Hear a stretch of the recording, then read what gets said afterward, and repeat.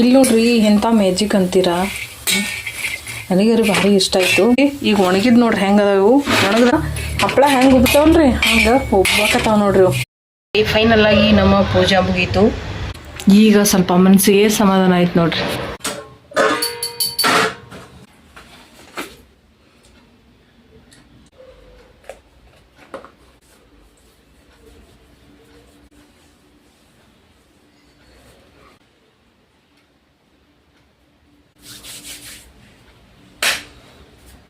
ನಾವು ಎಷ್ಟೇ ಮಾಡಿದ್ರೂ ನಾವು ಮಾಡೋ ಕೆಲಸ ನಾವು ಮಾಡಿದ್ರೇ ನಮಗೆ ಸಮಾಧಾನ ಆಯಿತು. ಇನ್ನು 9:30 ಅಷ್ಟರಲ್ಲಿ ನಾನು ಪೂಜೆ ಮುಗಿಸ್ಬೇಕು.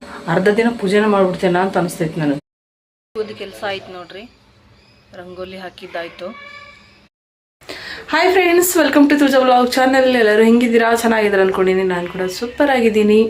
ಬೆಳಗಿನ ಶುಭೋದಯ, ಎಲ್ಲರಿಗೂ ಶುಭವಾಗಲಿ. ಇವತ್ತು ಎಲ್ಲರಿಗೂ ಒಳ್ಳೆಯ ದಿನವಾಗಿರಲಿ. ಇವತ್ತು ಬೆಳಿಗ್ಗೆನೇ ಬ್ಲಾಗ್ನ ಸ್ಟಾರ್ಟ್ ಮಾಡ್ತಾಯಿದ್ದೀನಿ. ಈಗ ಎದ್ದಿನಷ್ಟೇ, ಮತ್ತೆ ತುಂಬ ಲೇಟಾಗಿ ಎದ್ದಿರೋದು. ಜಲ್ದಿ ಎಚ್ಚರ ಹಾಕೈತಿ, ನಾನೇ ಹೇಳಲ್ಲ. ಅದು ನನ್ನ ಸೋಂಬೇರಿತನನೋ ನಾನು ಬೇಕಂತ ಹಂಗಾಗುತ್ತೋ ಏನೋ ಗೊತ್ತಿಲ್ಲ. 6 ಗಂಟೆಗೆ ಎಚ್ಚರ ಆಗೈತಿ, ಆದರೂ ಎದ್ದಿಲ್ಲ. ಮತ್ತು 1.5 ತಾಸು ಗ್ಯಾಪ್ ಮಾಡಿ ಎದ್ದೀನಿ. ಬೈಯಕ್ಕೆ ಹೋಗ್ಬೇಡ್ರೈತೆ. ಮತ್ತು ಹೇಳಕ್ಕೆ ನನಗೆ ನಚಿಗೆ ಬರತೈತಿ. ಏನು ಮಾಡಲಿ, ನನಗೆ ನಿದ್ದಿನ ಹಂಗೆ ಬರಾಕತ್ತೈತೆ. ಅದು ಎದಕ್ಕೆ ಬರಾಕತ್ತೈತೆ ಅನ್ನೋದು ಗೊತ್ತಾಗೋದು ನನಗೆ. ಅಷ್ಟು ಕೆಟ್ಟ ನಿದ್ದೆ ಬರಾಕತ್ತೈತಿ ನನಗಂತೂ. ರಾತ್ರಿ ಮಕ್ಕೋಬೇಕಂದ್ರೆ 11 ತನಕ ನಿದ್ದೆ ಬರಲ್ಲ. ಮಕ್ಕೊಂಡ ಮೇಲೆ ಹೊಳ್ಳಿ ಎಚ್ಚರ ಆಗೋದೇ ಇಲ್ಲ, ಎದ್ದೇಳಕ್ಕೆ ಮನಸ್ಸೇ ಬರಲ್ಲ. ಕಣ್ಣು ಹಂಗೆ ಹೊಲ್ದಂಗಾಗಿ ಬಿಟ್ಟಿರ್ತಾವೆ, ಕಣ್ಣು ಮುಚ್ತಾನೆ ಇರ್ತಾವೆ. ಇವತ್ತು ಸೋಮವಾರ ಸ್ವಲ್ಪ ಪೂಜೆಗೆ ಜೈತಿ, ಸ್ವಲ್ಪ ಜಲ್ದಿ ಎದ್ದೇಳ್ಬೇಕಂತ ಅಂದ್ಕೊಂಡಿನಿ. ಕಡೆಗೆ ಟೈಮ್ ಆಗೇ ಹೋಯ್ತು. ಟೈಮ್ ಆಗಕತ್ತೈತ್ರಿ, ಜಲ್ದಿ ವಿಡಿಯೋನ ಮಾಡ್ತೀನಿ. ನನಗೆ ಕೆಟ್ಟ ಕೋಪ ಬರತೈತೆ ಬೆಳಗಿನ. ಇವತ್ತು ನಾವು ವಿಡಿಯೋ ಮಾಡೋ ಟೈಮೆಲ್ಲ ಸಾಂಗ್ ಹಚ್ಕೊಂಡು ಬಂದಿರ್ತಾರೆ. ಕಾಪಿ ರೇಟ್ ಬಂದರೆ ಇವ್ರೇನು ಸರಿ ಮಾಡಿಕೊಡ್ತಾರ? ಹೋಗಲಿ ಬಿಡಿ. ಈಗ 1 ವಾರ ಆಯಿತು ನಾನು ಪೂಜೆ ಮಾಡಿಲ್ಲ. 1 ವಾರದಿಂದ ಹಾಗೆ ಬಿಟ್ಟಿನಿ. ಪೂಜೆ ಮಾಡಬೇಕು. ಇವತ್ತು ಫಸ್ಟ್ ನೀಟಾಗಿ ಪೂಜೆ ಮಾಡಿಬಿಡ್ಬೇಕು. ಪೂಜೆ ಮಾಡೋದು ಬಿಟ್ಟು 1 ವಾರ ಆಯಿತು. ದೇವರಿಗೆ ಮೈ ಭಾರ ಆಗೈತೆ ಇಲ್ಲ ಗೊತ್ತಿಲ್ಲ. ನನಗಂತೂ ಮೈ ಮೇಲೆ ಹೆಂಗಂದ್ರೆ ಕಲ್ಲು ತೊಗೊಂಡು ಜಜ್ಜದಂಗೆ ಆಗ್ಬಿಟ್ಟೈತಿ. ಪೂಜೆ ಮಾಡ್ಲಿಕ್ಕೆ ಮನ್ಯಾಗ ದೀಪ ಹಚ್ಲಿಕ್ಕಂದ್ರೆ ನನಗೆ ಆಗೋದೇ ಇಲ್ಲ. ಮಾಡಲೇಬೇಕು. ಮಾಡಿಲ್ಲಪ್ಪ ಅಂತಂದ್ರೆ ಹಿಂಗೆ ಆಗ್ಬಿಡ್ತೈತಿ. 1 ವಾರ ಆಯ್ತು ಬಿಟ್ಟಿನಿ ನೋಡ್ರಿ. ಈಗ ಏನಾಗಿತ್ತಪ್ಪ ಅಂದ್ರೆ ದೇವ್ರಿಗೆ ಅದೇ ಹೇಳ್ತಿಲ್ಲ, ದೇವ್ರಿಗೆ ಏನಾಗೈತೆ ಬಿಟ್ಟೈತೆ ಗೊತ್ತಿಲ್ಲ. ನನಗಂತೂ ಪೂರ ಮೈ ಎಲ್ಲ ವಜ್ಜಾಗಿ ಮೈ ತುಂಬ ಕಲ್ಲು ಕಟ್ಕೊಂಡು ತಿರುಗಾಡತ್ತೀನಿ ನನಗಾಗೈತಿ. ಒಂದೊಂದು ಹೆಜ್ಜೆ ಇಟ್ಟಿಡ್ಬೇಕಂದ್ರೆ ಕಷ್ಟ ಆಗತೈತಿ ನನಗೆ. ಇದು ಈ ಥರ ನನಗೆ ಮಾತ್ರ ಆಗುತ್ತಾ? ನಿಮಗೂ ಹಂಗೆ ಆಗುತ್ತಾ ಹೇಳ್ರಿ? ಮನ್ಯಾಗ ಪೂಜೆ ಮಾಡಿಲ್ಲ, ದೀಪ ಹಚ್ಚಿಲ್ಲ ಅಂದ್ರೆ ಮನೆ ಒಂಥರನೇ ಅನಿಸ್ತೈತಿ, ಮನಸ್ಸು ಒಂಥರನೇ ಆಗಿರ್ತೈತಿ, ಮೈ ಭಾರ ಒಂಥರ ಆಗಿರ್ತೈತಿ. ಅದು ಯಾಕಂತ ಗೊತ್ತಿಲ್ಲ. ನಿಜವಾಗ್ಲೂ ನನಗೆ ಆಗ್ತದೆ, ನಿಮಗೂ ಆಗ್ತದೆ ಆ ಥರ. ಸತ್ಯವಾಗ್ಲು ನನಗೆ ಅನಿಸ್ತೈತಿ. ಜಾಸ್ತಿ ದೇವ್ರು ನಂಬಿ ಪೂಜೆ ಮಾಡೋರನ್ನ ಅದು ಮಾಡಿಲ್ಲ ಅಂದ್ರೆ ಹಂಗೆ ಆಗ್ತದಂತ ನನಗೆ ಅನಿಸ್ತೈತಿ. ನಿಮ್ಗೆ ಹೆಂಗೆ ಅನಿಸ್ತೈತಿ ಹೇಳ್ರಿ? ಈಗ ಎದ್ದುಬಿಟ್ಟು ನಿಮ್ಮ ಜೊತೆ ಮಾತಾಡ್ಕೊತ ನಿಂತ್ಬಿಟ್ಟಿನಿ. ಕಸ ಹುಡುಗಿಲೇನ ನೋಡ್ರಿ ಹೆಂಗೆ ಇಟ್ಕೊಂಡ್ಕೊತೀನಿ. ಎಲ್ಲ ತುಂಬ ಇದೆಲ್ಲ ರೆಡಿ ಮಾಡ್ಕೋಬೇಕು. ಕಿಸದ ಬಾಂಡೆ ಅಂತೂ ರಾತ್ರಿನೇ ತೊಳೆದ್ಬಿಟ್ಟು ತುಂಬಿಟ್ಬಿಟ್ಟಿನಿ. ಗೊತ್ತು ನಾನು ಹಣೆ ಬರೋದು ಏನು ಅಂತೇಳಿ. ಅಟ್ ನಿದ್ದೆ ಬರತ್ತಿದ್ದೆ, ಜಲ್ದಿ ಎದ್ದೇಳೋದಿಲ್ಲ ಅಂತ ಹೇಳ್ಬಿಟ್ಟು ರಾತ್ರಿನೇ ಬಾಂಡೆ ಅಷ್ಟು ತೊಳೆದಿಟ್ಬಿಟ್ಟಿನಿ. ಬಾಂಡೆ ಅಂತ ತೊಳೆಯೋದಿಲ್ಲ, ಗ್ಯಾಸ್ ಕಟ್ಟಿ ಒರೆಸಿಟ್ಟಿನಿ. ಆದರೆ ಮತ್ತು ರಾತ್ರಿ ಇವೆಲ್ಲ ಹರಡೀನಿ ಮತ್ತು ಹೊಳ್ಳಿ. ಹಾಗಾಗಿ ಈಗ ಏನು ಮಾಡ್ಬೇಕಂದ್ರೆ ಇದೆಲ್ಲ ತೆಗೆದು ಮತ್ತೊಂದು ಸ್ವಲ್ಪ ನೀರು ಹಾಕಿ ಒರೆಸ್ಕೊಂಡು ಮನೆ ಕಸ ಗುಡಿಸಿ ಒರೆಸಿ ಅಂಗಳೆಲ್ಲ ತೊಳ್ಕೊಂಡು ಎಲ್ಲ ರೆಡಿ ಮಾಡ್ಕೊಂಡು ಬರ್ತೀನಿ ಮಂತ್ಯಕ್ಕೆ. ಒಂದು ಕೆಲಸ ಆಯ್ತು ನೋಡ್ರಿ, ರಂಗೋಲಿ ಹಾಕಿದ್ದಾಯಿತು. ರಂಗೋಲಿ ಹಾಕ್ಕೊಂಡು ಮನೆಯೆಲ್ಲ ಫಸ್ಟ್ ಮನೆಯೆಲ್ಲ ಕಸ ಗುಡಿಸಿ ಕ್ಲೀನ್ ಮಾಡಿಕೊಂಡು ಒರೆಸ್ಕೊಂಡು ಎಲ್ಲ ಕೆಲಸ ಮುಗೀತು. ಗ್ಯಾಸ್ ಕಟ್ಟಿ ಎಲ್ಲ ಕ್ಲೀನ್ ಆಯಿತು. ಪೂರ್ತಿ ಮನೆ ಕ್ಲೀನ್ ಮಾಡಿಕೊಂಡು ನೋಡ್ರಿ, ಗ್ಯಾಸ್ ಕಟ್ಟಿಲ್ಲ ಈ ಥರ ಕ್ಲೀನ್ ಮಾಡಿಕೊಂಡು ಇಲ್ಲಿ ಸ್ವಲ್ಪ ರಂಗೋಲಿ ಹಾಕ್ಕೊಂಡು ಇವತ್ತು ಸ್ವಲ್ಪ ಸಮಾಧಾನ ಅನ್ನಿಸ್ತು. ಇದಿಷ್ಟೆಲ್ಲ ಮಾಡಿಕೊಂಡು ಇನ್ನು ಜಳಕ ಮಾಡಿ ಬಂದು ಪೂಜೆ ಮಾಡಿದೆ ಅಂದರೆ ಇನ್ನು ಪೂರ್ತಿ ಮನಸ್ಸು ಹಗುರಾಗ್ಬಿಡ್ತೈತೆ ನನಗೆ. ಓಕೆ ರೀ, ತಡ ಮಾಡಬೇಡ. ಈಗ ಆಲ್ರೆಡಿ 8 ಆಗಿಬಿಡ್ತು ಟೈಮ್. 8 ಆಯಿತು. ಇನ್ನು 9:30 ಅಷ್ಟರಲ್ಲಿ ನಾನು ಪೂಜೆ ಮುಗಿಸ್ಬೇಕು.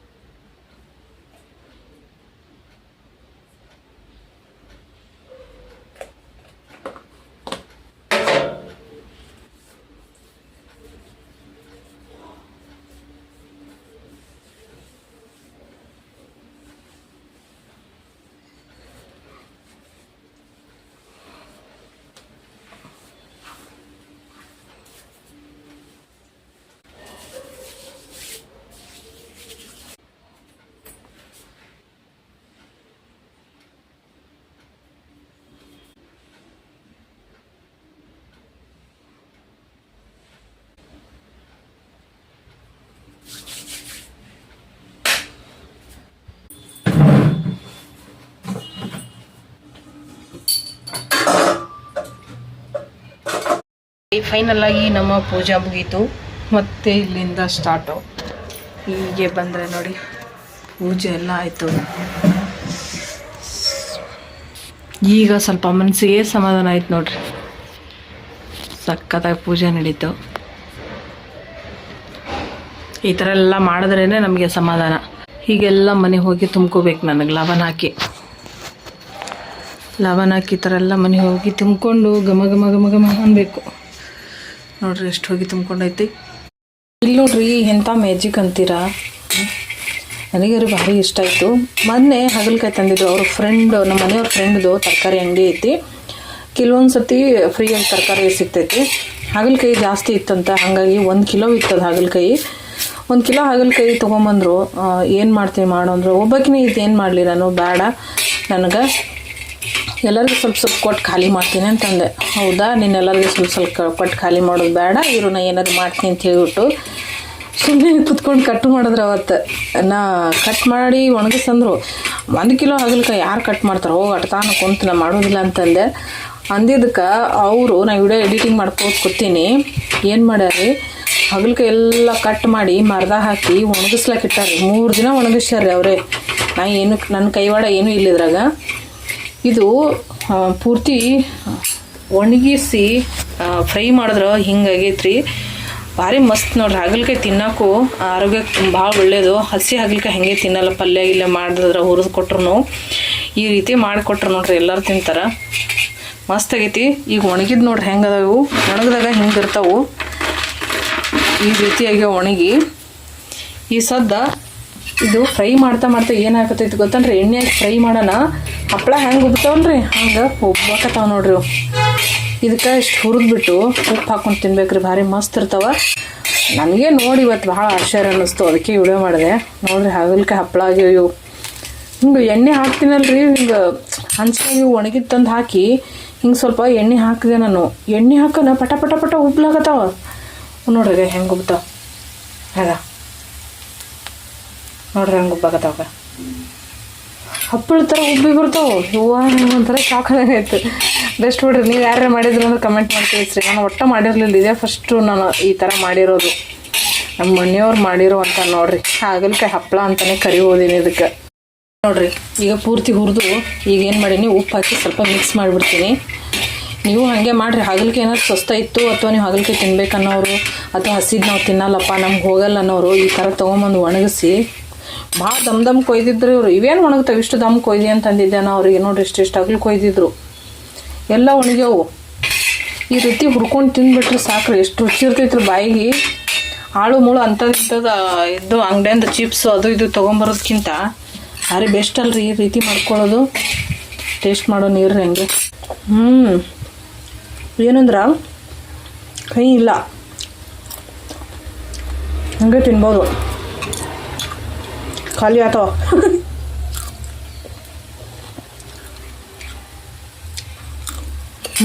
ಫಸ್ಟ್ ನಂಗೆ ಹಾಗಲಕಾಯಿ ಅಂದ್ರೆ ಭಾಳ ಇಷ್ಟ ರೀ. ಅಂಥದ್ದು ಈ ರೀತಿ ಕೊಟ್ಬಿಟ್ರೆ ಖಂಡಿತ ಹಾಗೆ ತಿಂದು ಖಾಲಿ ಮಾಡಿಬಿಡ್ತೀನಿ. ಹೆಂಗಂದ್ರೆ ಚಿಪ್ಸ್ ಥರ ಹಾಗೆ ತಿನ್ಬೋದು ನೀವು. ಉಪ್ಪು ಹಾಕಿವಲ್ರಿ, ಸಖತ್ ಟೇಸ್ಟ್. ಬರ್ರಿ ಊಟ ಮಾಡೋಣ. ಊಟಕ್ಕೆ ಏನದಪ್ಪ ಅಂದ್ರೆ ತಂಗಳು ರೊಟ್ಟಿ ಅದಾವು. ಇಲ್ಲಿ ಗಾಳಿ ಆಡಂಗಿಲ್ಲ ರೀ, ಪೂರ್ಸ್ ಬರ್ತಾವೆ ರೊಟ್ಟಿ ಐತೆ. ನಾನು ಭಾಳ ಹೆಚ್ಚಿಗೆ ಮಾಡಿ ಇಟ್ಕೊಳ್ಳಲ್ಲ. ಮೊನ್ನೆನೇ ಮಾಡಿದ್ನಲ್ಲ ಅದೇ ರೊಟ್ಟಿ ಅದಾವೆ ನೋಡ್ರಿ. ನಾ 8 ರೊಟ್ಟಿ ಅದಾವು. ಹಾಗಲಕಾಯಿ ಹುರಿದಿರುವಂಥ ಹಾಗಲಕಾಯಿ, ರೈಸು ಮತ್ತು ಬ್ಯಾಳೆ ಸಾರು. ಬರ್ರಿ ಎಲ್ಲ ಊಟ ಮಾಡೋಣಂತ. ನಮ್ಮ ಮನೆಯವ್ರು ಅವಾಗೆ ಊಟಕ್ಕೆ ಕೇಳಿದ್ರು, ಕೊಡ್ತೀನಿ ಹಾಗಲಕಾಯಿ ಹುರಿದಂತ ಹೇಳಿದೆ. ಹಾಗಲಕಾಯಿ ಹುರಿಯೋದ್ರಾಗ ಎಸ್ಕೇಪ್. ಇನ್ನು ಅವ್ರಿಗೆ ಬರೋವ್ರಿಗೆ ಹಾಗಲಕಾಯಿ ಖಾಲಿ ಆತಾವ ಅಂತ ನನಗೆ ಚಿಂತೆ. ಬರ್ರಿ ಊಟ ರೆಡಿ ನೋಡ್ರಿ. ಸಾರು, ತಂಗಳು ರೊಟ್ಟಿ ಈ ಥರ 3 ಹಾಕ್ಕೊಂಡು ಮ್ಯಾಲೆ ಸಾರು ಹಾಕ್ಕೊಂಡು ಬ್ಯಾಳೆ ಸಾರು ಹಾಕ್ಕೊಂಡು ತಿಂತಾ ಇದ್ರಿ ಏನು ಮಸ್ತ್ ಇರ್ತೈತಿ ಗೊತ್ತನ್ರಿ. ಸೂಪರ್ ಊಟ. ನೀರು ಮಾಡೋದೇನು, ನಾನು ನೀರು ಮಾಡಿದ್ರೆ ಗಂಟಲ್ದಾಗ ರೊಟ್ಟಿನೇ ಹೋಗಲ್ಲ. ಹೆಂಗೆ ಮಾಡ್ರಿ ಬೇಕಾಯ್ನಾ? ತಾಟ ಆತ ತಗೊಂಡು ಹಾಕೊಂಡು ಓಕೆ. ಹಾಗಲಕಾಯಿ ರೊಟ್ಟಿ ಊಟ ಓಕೆ. ಮತ್ತು ಊಟ ಮಾಡಿ ಮುಂದೆ ಏನಾಯ್ತು ಅಂತ ನೋಡೋಣ ರೀ. ಮುಂದೇನಾಯ್ತು ಹಾಗಲಕಾಯಿ ಐತಿ ನೋಡಂಗೆ ತಿನ್ನಿಸ್ತಾನ್ರ. ತಿನ್ಸೋನಿ ಬಿಸ್ಕಟ್ ತಿನ್ಸೋನಿ ತಿನ್ನಂತೇವ ತಿನ್ನು. ಯಾರವ ನೀನಾ? ಅಲ್ಲ ಅವನಿಗೆ ತಿನ್ಸಲ್ಲ, ಬೇಡಕತ್ತಾರ ಬಿಸ್ಕೆಟ್ ಬೇಡಕತ್ತ ತಿನ್ಸು ತಿನ್ಸು ತಿನ್ನಂತೇಳ. ತಿನ್ನು ತಿನ್ನ ತಿಂತ ಬಿಡ್ಲೆ ಏಟತ್ ಕೇಳು ತಿನ್ನಂತೇಳ. ಏ ತಿನ್ನೋ ತಿನ್ಸ ಅವನಿಗೆ ತಿನ್ಸು ತಿನ್ನಂತೇಳ. ಏ ತಿನ್ನಂತೇಳ. ನೋಡ್ರಿ ಮತ್ತು ಸಾಯಂಕಾಲ ದೀಪ ಎಲ್ಲ ಹಚ್ಚಿ ಆಯಿತು. 2 ಟೈಮು ನಾನು ಲವಣ ಹಾಕ್ತೀನಿ. 2 ಟೈಮು ಲವಣ ಹಾಕೋದ್ರಿಂದ ಮನೆಗೆ ತುಂಬಾ ಒಳ್ಳೆಯದು. ಏನೇ ಕೆಟ್ಟ ದೃಷ್ಟಿ ಇರಲಿ, ಮಾಟ ಮಂತ್ರ ಮಾಡಲಿ, ಎಂಥ ಕೆಟ್ಟ ದೃಷ್ಟಿ ಬಿದ್ದದಂದ್ರೂ ಕೂಡ ಇದರಿಂದ ಪರಿಹಾರ ಆಕ್ಕೈತಿ. ಹಾಗಾಗಿ ಇದನ್ನು ಮಾಡ್ತಾ ಬನ್ನಿ. ಲವಣ ಈ ಥರ ಹಾಕಬೇಕು ಮನೆಯಲ್ಲಿ. ಈ ಥರ ಹಾಕೋದ್ರಿಂದ ತುಂಬಾ ಒಳ್ಳೆಯದು.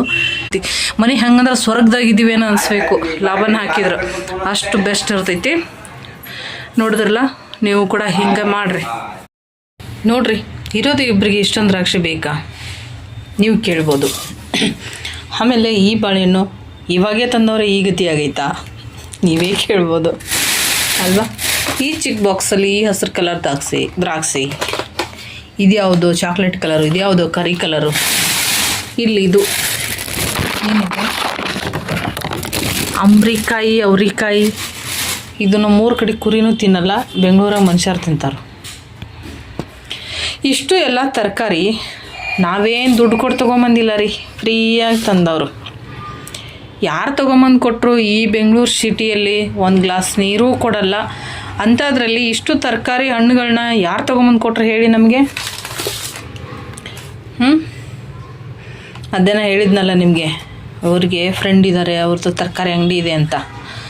ಅವರು ಈ ಥರ ಅವ್ರಿಗೆ ಬೆಳೆದಿರೋದೆಲ್ಲ ಇವ್ರಿಗೆ ಒರೆಸಿ ಕಳಿಸ್ತಾರೆ.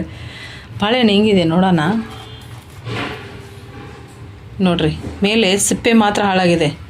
ಬಾಳೆಹಣ್ಣು ನಿಮ್ಮ ಎದುರುಗಡೆ ಸುಲಿದ್ಬಿಟ್ಟು ತೋರಿಸ್ತಾ ಇದ್ದೀನಿ. ಸಿಪ್ಪೆ ಮಾತ್ರ ಹಾಳಾಗಿದೆ ಬಾಳೆಹಣ್ಣಿಂದು ನೋಡಿ. ಆಮೇಲೆ ಕೆಲವೊಬ್ಬೊಬ್ರು ಕಮೆಂಟ್ ಹಾಕ್ತಾ ಇರ್ತಾರೆ, ಅಡ್ವಾನ್ಸೇ ತೋರಿಸ್ಬಿಡ್ತೀನಿ, ಓ ಈ ಥರದ್ದು ಕೊಳ್ತೋಗಿರೋ ಬಾಳೆಹಣ್ಣು ತೊಗೊಂಬಂದುಬಿಟ್ಟಿದ್ದಾರೆ ಅಂತ. ಇದು ನೋಡಿ ಎಷ್ಟು ಇದಾಗಿದೆಯಲ್ಲ, ಇದನ್ನು ತೋರಿಸ್ಬಿಡ್ತೀನಿ ನೋಡ್ರಿ ಏನಾಗಿದೆ ಅಂತ. ಬಾಳೆಹಣ್ಣು ಒಳಗಡೆ ಚೆನ್ನಾಗಿರ್ತಾವೆ, ಆದ್ರೆ ಈಗಿನ ಮಂದಿಗೆ ರೊಕ್ಕ ಹೆಚ್ಚಿಗೆ ಆಗ್ಯಾವ. ರೊಕ್ಕ ಹೆಚ್ಚಿಗೆ ಆಗಾನ ಏನು ಮಾಡ್ತಾರೋ, ಮ್ಯಾಲಿನ ಬಣ್ಣ ನೋಡಿ ತಿಂತಾರೆ. ಒಳಗೆ ಬೇಕಾದ್ರೆ ಕೊಳತೋಲಿ ಪರವಾಗಿಲ್ಲ, ಆದ್ರೆ ಮ್ಯಾಲೆ ಮಾತ್ರ ಚಂದ ಇರಬೇಕು. ನೋಡ್ರಿ ಏನಾಗೈತೆ ರೀ ಬಾಳೆಹಣ್ಣಿಗೆ, ಗಟ್ಟಿ ಅದಾಗ. ಇವಾಗ ಸೇಬು ಹಣ್ಣು ತೊಗೋತಾರೆ ನೋಡ್ರಿ, ಫುಲ್ಲು ಕಲರ್ಫುಲ್ಲಾಗಿರ್ತೈತಿ, ದೊಡ್ಡ ಇರ್ತಾವೆ. ಒಳಗೆ ಮಾತ್ರ ಪೂರಾ ಕೊಳ್ತೋಗಿರ್ತೈತಿ.